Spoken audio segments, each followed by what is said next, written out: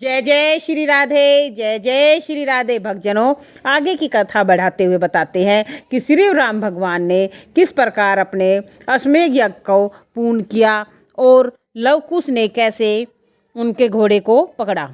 श्री सुखदेव जी बोले, राम ने उत्तम सारथियों से युक्त यज्ञ का प्रारंभ सर्व देव में अपनी आत्मा के पूजन करने का विचार किया। तब भी होता को पूर्व दिशा, ब्रह्मा को दक्षिण, अर्धव्यू को पश्चिम दिशा और उद्गाता को उत्तर दिशा दे दी। दिशाओं के मध्य की सब भूमि आचार्यों को दे दी, क्योंकि श्री रामचंद्र जी निष्प्रय थे और ये जानते थे कि वह सब भूमि ब्राह्मणों के ही योग्य है।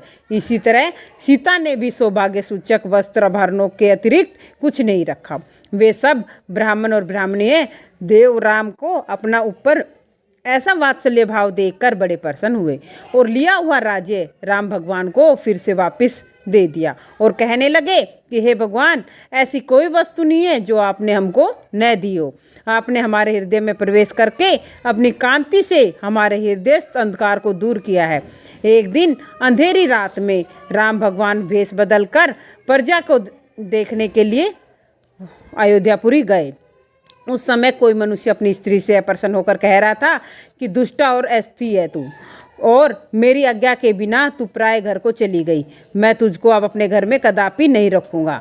ये वो तो राम ही है, स्त्री का लोभी, जो सीता को रख ले। क्योंकि राम भगवान ने सीता माता को रखा था, क्योंकि वो रावण के यहाँ रह के आई थी। इस प्रकार उस आदमी के ऐसे वचन सुनकर, परंतु मैं तुझको नहीं रखूँगा, ऐसे वचन सुनकर भगवान को बड़ा दुख हुआ और उन्होंने महल में आकर सीता माता से कहा, और सीता माता ने उनके इच्छा के विरुद्ध न जाकर और इच्छा का मान रखते हुए और सीता माता का राम भगवान ने परित्याग कर दिया और माता को वाल्मीकि आश्रम भेज दिया।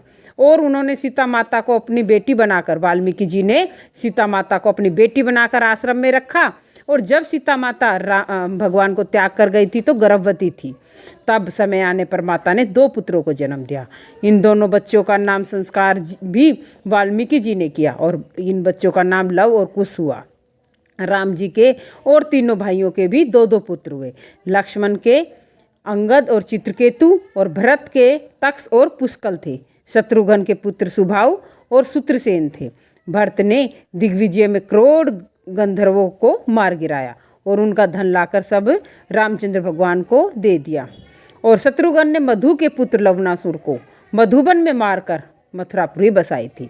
और राम जी ने फिर अश्वमेध यज्ञ किया, जिसमें एक घोड़ा छोड़ा, और तब उस घोड़े को लव कुश ने पकड़ लिया। और उस घोड़े को छुड़ाने के लिए लक्ष्मण, भरत, शत्रुघ्न और हनुमान जी सब बड़े बड़े योद्धा गए, परंतु किसी से भी वो लव कुश से वो कोई भी घोड़ा नहीं छुड़ा सके। फिर सीता माता को बात पता चली तो सीता माता ने उनको समझा बुझाया और फिर घोड़ा वापस करा दिया। इस प्रकार राम भगवान ने अपना अश्वमेध यज्ञ पूर्ण किया। फिर वाल्मीकि जी ने लव कुश को अयोध्या भेजा और कहा, तुम प्रजा से जाकर पूछो उन्होंने तुम्हारी माँ पर ऐसा इल्जाम क्यों लगाया। क्योंकि लव कुश अब बड़े हो गए थे, समझदार हो गए थे। तब लव कुश ने सब राम दरबार में अपनी सारा रामचरितमानस की कथा सुनाई और बताया कि हम श्री राम के ही पुत्र हैं, प्रभु हम आपके ही पुत्र हैं। तब भगवान ने कहा, अपनी माता को बुला कर लाओ, कि आपकी माता बताएंगी कि आप हमारे पुत्र हो, तब हम आपको अपना पुत्र मानेंगे। तब सीता माता अपने पुत्रों समेत अयोध्यापुरी आई और फिर अपने दोनों पुत्रों को उनके पिता राम जी को सौंप दिया और खुद धरती में समा गई, क्योंकि सीता माता धरती से ही उत्पन्न हुई थी। और माता ने कहा, अब मैं ज़्यादा कष्टों को नहीं भोग सकती, मैं अब इन बोझ को लेकर नहीं जी सकती। जहाँ से मैं आई हूँ वहीं पर मैं जा रही हूँ। इस प्रकार सीता माता धरती में समा गई और सारी नगरी शोक में डूब गई। बहुत दिन शोक में डूबने के बाद बुद्धि द्वारा अपने शोक को रोका। भगवान ने कहा, अब बहुत दिन हो गए हैं, अब अपने आप को अपने संयम में लाओ और आगे करो। फिर राम जी ने 13 सहस्त्र वर्ष तक अखंडित अग्नि होम किया। फिर दंडवत वन में कांटों से विधे हुए अपने चरणों को भक्तों के हृदय में स्थापित कर आत्म ज्योति में लीन हो गए। जिन रामचंद्र ने देवताओं की प्रार्थना से लीला वपु धारण किया था, उनका प्रभाव सामान्य नहीं था। शास्त्रों से राक्षसों को नष्ट कर दिया, समुद्र में पुल बांधा, क्या ये सब बातें कुछ बड़ी नहीं थी। शत्रुओं के मारने में बंदर उनकी क्या सहायता कर सकते थे। ये सब कीड़ा मात्र था। भक्तजनों, कहने का अभिप्राय ये है, प्रभु ने सिर्फ ये आपको मर्यादा और आदर्श पुरुष की बात बताई है, नहीं तो परमात्मा क्या नहीं कर सकते थे। जिनने सृष्टि रची उनके लिए ये सब बातें एक छोटी बात थी, तुच्छ बातें थी, कैसे भी कर सकते, परंतु उन्होंने दिखाया कैसे बंदरों की सहायता से उन्होंने पुल बांधा है, कैसे निषाद भील को अपना मित्र बनाया, सबरी माता के बेर खाए। ये सब हमें दिखाने के लिए, हमें बताने के लिए। हे राजन, कौशल देशवासियों ने रामचंद्र का स्पर्श किया, दर्शन किया, संग बैठे, पीछे चले। ये सब उस स्थान को गए जहाँ योगी जन जाते हैं। मतलब जिन जिन ने राम भगवान को देखा, छुआ, चले, उनके साथ दर्शन किए, तो वो सब लोगों के बैकुंठ को गए जहाँ योगी जन जाते हैं। जो मनुष्य रामचंद्र जी के यशों को कानों से सुनते हैं वो शांति निष्ठ पुरुष कर्म बंधन से छूट जाते हैं। परीक्षित महाराज ने कहा, हे प्रभु, रामचंद्र ने अपने भाइयों के साथ कैसा बर्ताव किया सो कहिए। तो सुखदेव जी महाराज ने कहा, राम भगवान ने अपने भाइयों को दिग्विजय करने की आज्ञा दी। स्वयं भी लोगों से मिलने बैठने को अपने साथियों सहित पुरी को देखने जाया करते थे।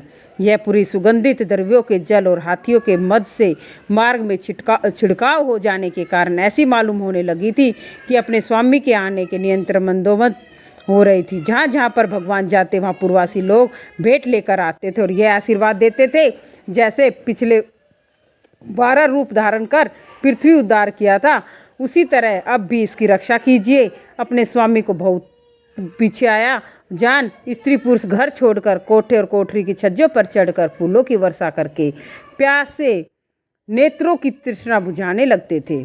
तदुपरांत अपने लोगों के साथ राजभवन में आते, जहाँ अनंत रत्नों से कोष भंडार आदि भरे हुए थे। ये महल ऐसे बने थे कि इनमें मूंगों की दहली थी, वैडरीय मणि के स्तंभ थे, मरकत मणि के स्थल और सफ्टिक मणियों की भीत थी, मतलब दीवार थी। इन घरों में आत्मराम रामचंद्र प्राण प्यारी सीता के साथ रमन करने लगे। इस तरह धर्म का प्रतिपालन करते हुए रामचंद्र बहुत दिनों तक भाइयों के साथ अनेक भोगों को भोगते रहे और प्रजाजन उनके चरणों का ध्यान रखते रहे। और इसी प्रकार कुश के पुत्र का नाम अतिथि था। इस वंश में आगे चलकर इक्ष्वाकु और इनका पुत्र निमि हुआ। ये अब आपको सीता माता के जन्म की कथा है। ये इस प्रकार किस प्रकार सीता माता का जन्म हुआ वो बता रहे। एक समय निमि ने यज्ञ को आरंभ करके वशिष्ठ को ऋषि बनाने के लिए कहा, परंतु वशिष्ठ जी बोले, मुझको आपसे पहले इंद्र ने वर्ण किया है, तो मैं पहले उनका यज्ञ पूर्ण कर रहा हूँ, फिर आपका करूँगा, तो प्रतीक्षा करो। निमि चुप हो गया और वशिष्ठ जी इंद्र का यज्ञ कराने चले गए। तब राजा निमि ने सोचा, जीवन चलायमान है, पता नहीं गुरु की प्रतीक्षा करते हुए कितना समय हो जाए, मैं किसी और अन्य ऋषि को बुलाकर यज्ञ प्रारंभ कर देता हूँ। फिर इंद्र के यज्ञ को कराकर जब वशिष्ठ जी आए तो उन्होंने देखा उनका शिष्य किसी और से यज्ञ करा रहा है, तो अन्याय देखकर उनको श्राप दिया कि तू बड़ा अभिमानी पंडित है, तेरा देहपात हो जाए। निमि ने गुरु को भी श्राप दिया कि तू लोभी है और ये नहीं जानता, तो इससे भी तेरे भी शरीर का देह नष्ट हो जाए। इस तरह आत्मध्यात्म ज्ञानी निमि ने अपना देह त्याग दिया और वशिष्ठ जी ने भी अपना देह त्याग कर मित्रा वरुण द्वारा उर्वशी में जन्म लिया। और उन मुनि लोगों ने निमि के देह को सुगंधित वस्तुओं में रखकर यज्ञ समाप्त किया। जब तक यज्ञ समाप्त नहीं हुआ था तब तक निमि के देह को वहाँ रखा। फिर आए हुए देवताओं के कहने पर, प्रभु यदि आप प्रसन्न होते हो तो राजा की देह को जला दे। फिर देवताओं ने कहा, तथास्तु। तब निमि बोले कि मुझको बंधन में मत डालो। देवगण बोले, विधे तुम शरीरधारियों के नेत्रों में यथेच वास को पलकों के खोलने मूंदने से आपकी स्थिति पहचानी जाएगी। किसी राजा के रहने से मनुष्य को भय उत्पन्न होने लगता है, मतलब यदि राजा ना हो तो मनुष्य प्रजा में भय उत्पन्न होने लगता है। तब सभी ने मिलकर निमि राजा के देह को मथने लगे और मथने से एक कुमार उत्पन्न हुआ, जिसका केवल जन्म मात्र ही हुआ था। इससे इसे जनक कहने लगे और मृत देह से उत्पन्न होने के कारण विदेह नाम पड़ गया और मथने से हुआ इसलिए मिथिला कहलाया। फिर इसने अपने नाम से मिथिलापुरी बसाई। हे राजन, इस जनक के वंश में आगे सिरध्वज हुआ और इसने यज्ञ के लिए पृथ्वी में हल चलाया था। तब हल के अग्रभाग से सीता नाम एक कन्या उत्पन्न हुई थी, इसी से इसको सिरध्वज कहने लगे। और यह मिथिलावंशी राजाओं का वर्णन है और ये सब आत्मविद्या में बड़े दक्ष थे और योगेश्वर भगवान की कृपा से सुख दुख आदि से छूटकर मुक्त हो गए। जय जय श्री राधे, जय जय श्री राधे, जय जय श्री राधे।